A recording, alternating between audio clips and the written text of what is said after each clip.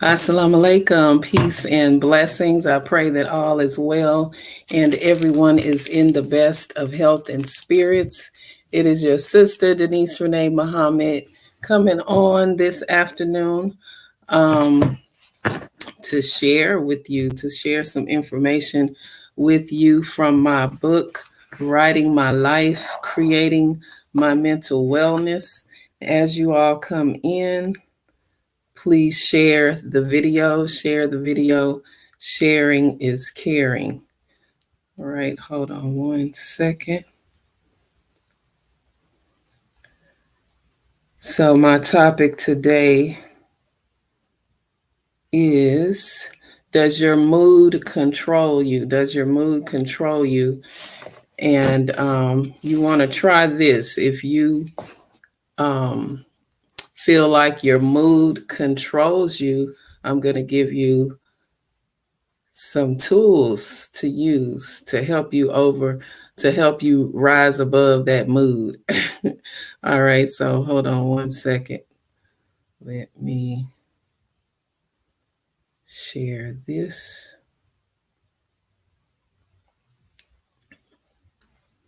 All right, so I'm going to read an excerpt from my book, Writing My Life, Creating My Mental Wellness. So as you all come in, please share. Sharing is caring.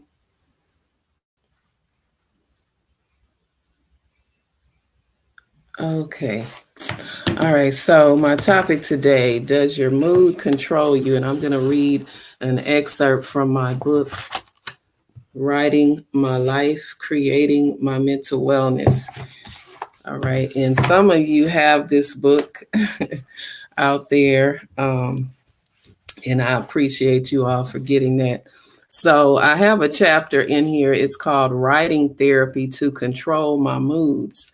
And it says, if you feel like your moods control you, try this writing therapy. Ever feel worked up, depressed, or just plain bad without knowing exactly why? Have you ever felt like that? I've felt like that before. Like you just feel irritated and don't know why.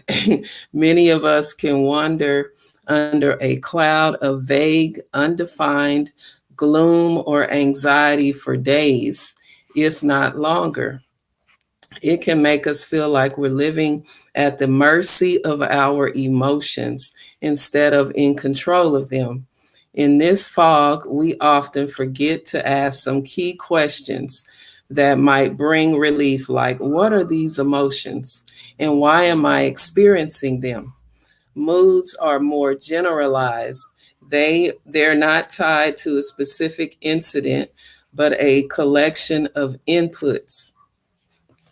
Mood is heavily influenced by several factors: the environment, such as the weather, lighting, people around you, physiology, what we've been eating, how we've been exercising, how healthy we are, and finally, our mental state, where we're focusing our attention and our current emotions. Moods can last minutes, hours, and sometimes days. A mood is described as a feeling or a person's specific state of mind at any particular time. A mood is also the prevailing emotion found not only in people, but also in literature, music, and other artistic expressions. Moods set the overall tone for speech or writing and are an important element in literature as well as in everyday life. While moods are commonly used to describe how an individual person feels at any given time, they also can be used to describe the atmosphere of groups of people, places, and eras or time periods. When describing how a group is feeling, a collective mood is often used. For example, if something unfair happens in the workplace and a group of employees lost their jobs, This group's mood can be described as frustrated or enraged.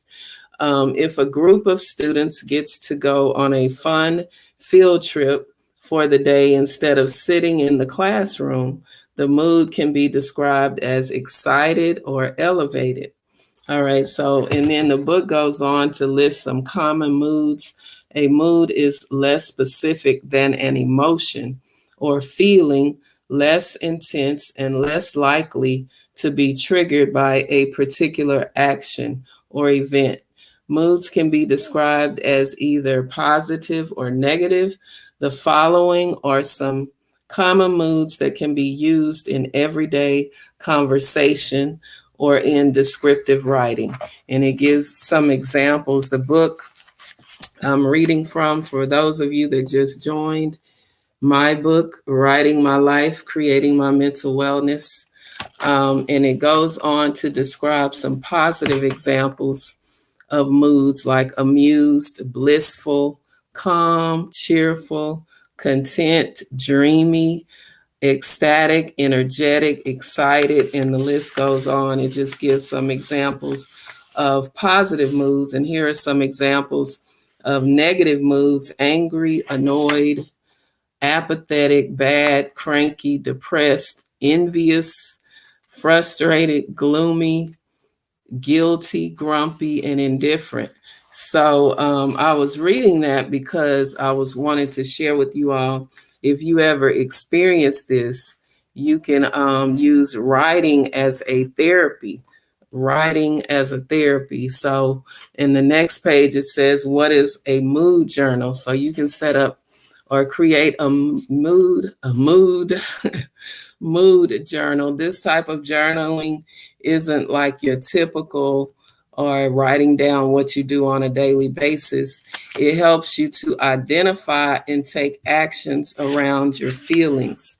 In my book, it goes on to this is not only a book, but it's a workbook. So it helps you to actually get into this and use writing as a therapy to rise above your emotions. And it has some blank pages in here where you can actually write, and it has certain questions that it prompts you. For example, here's some questions that you can use. If you struggle to pin down your feelings, keep a list handy to help you name yours. So, what is your mood? It asks you, what is your mood? So, it goes through a series of questions so you can get to the root of what's triggering the mood, what's causing it, and what you can do to overcome it. So, you can use my book as a tool to help you overcome moods. And to rise above those emotions. So it's a nice tool to have on hand.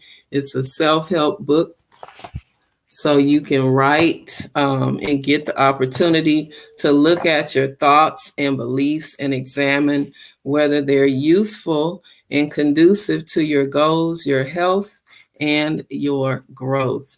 So I wanted to just come on here and share this with you all, this tool. And if I have anybody listening right now that has used my book, drop something in the comments and let me know how it has helped you to work through your emotions in creating your mental wellness.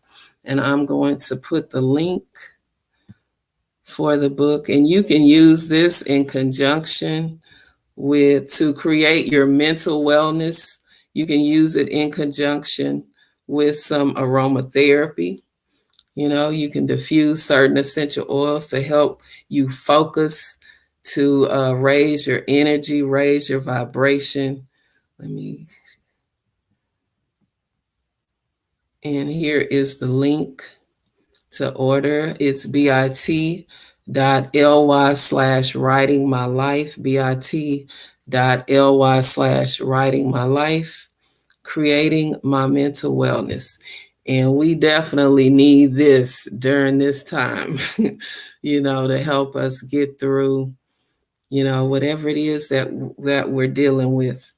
So let me know what you all think. Give me some feedback. Give me some feedback in the chat, in the comments. Let me know what you all think about what I just read.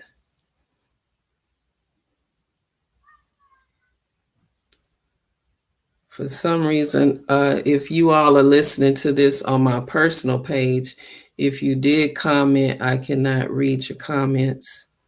But drop something in the, if anybody's listening that has actually purchased my book, let me know how it has helped you.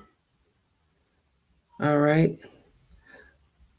So that is, hold on.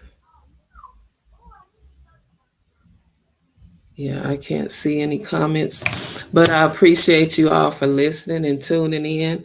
And we have more books in the works that we're about to release pretty soon. So stay tuned, stay tapped in, stay plugged in. All right. And if you all have any questions about the book or purchase it, I'll drop the link in the comments as well. All right. Thank you. Enjoy the rest of your day. Peace.